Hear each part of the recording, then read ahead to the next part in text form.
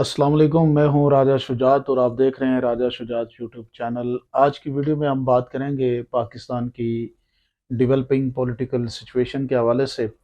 और आज जो इम्पोर्टेंट बात है जो आपके साथ शेयर करनी है वो ये है कि साइफर केस जो है वो आप उसको समझें कि वो क्यों उसके ऊपर इमरान खान साहब को अंदर किया हुआ है। और अभी उसकी जो प्रोसीडिंग है वो बड़ी क्विकली शुरू हो चुकी है। और उस केस के अंदर जो सिस्टम चाहता है कि इमरान खान को 7 साल या फिर 14 साल की सज़ा सुनाई जाए, ताकि उसके ऊपर दोबारा जब अपील की जाए तो उस अपील का, जिस तरह से पिछले केस में 3 साल की सज़ा हुई तो वो ऑन द फर्स्ट हियरिंग में यानी अपील के ऊपर भी वो सज़ा कैंसिल हो गई। तो अब ये चाहते हैं कि ये सज़ा तकरीबन 7 साल हो या फिर 14 साल हो, ताकि खान साहब किसी सूरत में बाहर ना आ सके। और इसके ऊपर एक और भी है इशू, वो ये है कि इस सज़ा को प्रेसिडेंट जो है बगैर किसी कंसल्टेशन से वो सज़ा को माफ़ भी कर सकता है। लेकिन इन्होंने ये कहा कि हम इस्लामी नज़रियाती कौंसिल जो है उसको अब हम एक्टिवेट करेंगे, और वो एक ऐसी बात है, ये जो सदर के पास इख्तियार है सज़ा माफ़ करने वाला, इसको सुप्रीम कोर्ट में चैलेंज किया जाएगा और सुप्रीम कोर्ट से इसके अगेंस्ट स्टे ऑर्डर लेके, ताकि सदर ये इख्तियार इस्तेमाल ही ना कर सके, तो खान साहब को जो है वो किसी सूरत में बाहर ना आने दिया जाए। ये एक प्लानिंग है साइफर केस के हवाले से। अब यहाँ पे जो किसी ने अगर ठान लिया है तो डेफिनेटली उन्होंने इसी तरह करना है। ये तो एक पहली बात थी जो आपके सामने रखनी थी।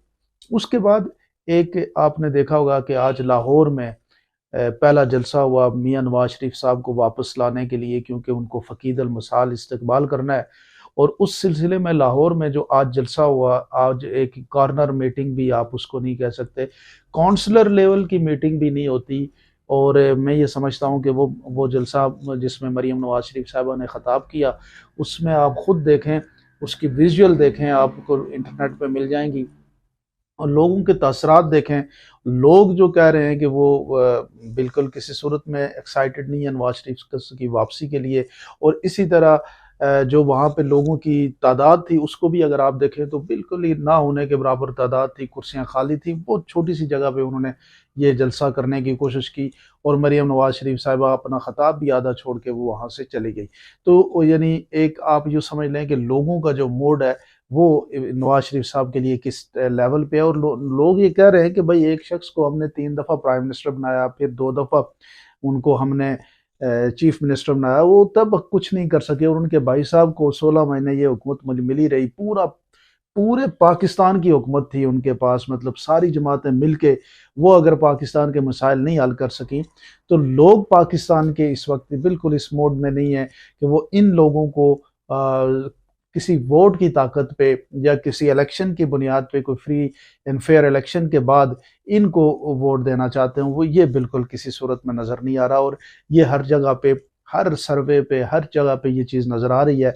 अगर इस वक्त पाकिस्तान के अंदर free and fair election they दिया जाए, पाकिस्तान की आवाम के ऊपर भरोसा कर लिया जाए, पाकिस्तान के ये जो सोचने वाले, पाकिस्तान के पावरफुल जो हमारे इदारे हैं, वो सिर्फ अवाम पाकिस्तान के ऊपर थोड़ा सा ट्रस्ट कर लें और एक free and fair election conduct करें, और उसके बाद जो लीडरशिप जीत के आती है उसको पाकिस्तान के मसाइल के हल के लिए मौका अगर दें, तो ये पूरे मुल्क के लिए बड़ा अच्छा हो जाएगा और पाकिस्तान के मुस्तकबिल के लिए भी बड़ा अच्छा होगा। और इस वक्त जो मुल्क के अंदर एक नाउमीदी है उसको ख़त्म करने के लिए भी बड़ा एक अच्छा स्टेप होगा। लेकिन प्रॉब्लम ये है कि हमारे यहाँ अभी किसी को अवाम पाकिस्तान के ऊपर ट्रस्ट नहीं है, और ना ही उनके ऊपर ट्रस्ट किया जाएगा, और ना ही ट्रस्ट करने की इस वक्त उनको ज़रूरत महसूस हो रही है। क्योंकि उस जो सिस्टम है उसने ये फैसला किया हुआ है कि इमरान खान साहब को, पाकिस्तान तहरीक इंसाफ का इस वक्त जो प्रॉब्लम है वो पॉलिटिकल पार्टीज़ नहीं है, बल्कि वो उनकी जो आपस की लड़ाई है, जो सिस्टम के साथ लड़ाई है, वो लड़ाई उनको कार्डन ऑफ कर रही है। और वो उनको इस सिस्टम उनको किसी सूरत में 1% भी चांस देने के लिए तैयार नहीं है।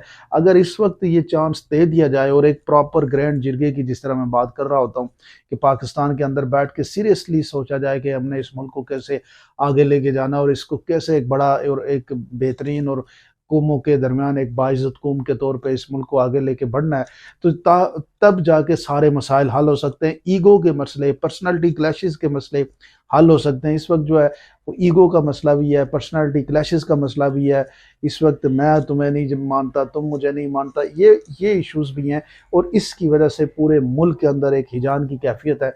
आई होप कि पाकिस्तान के अंदर एक सेंस प्रिवेल करेगा। पाकिस्तान के लोग जो जो पाकिस्तान एक ग्रेट कंट्री है, इसमें कोई शक नहीं है।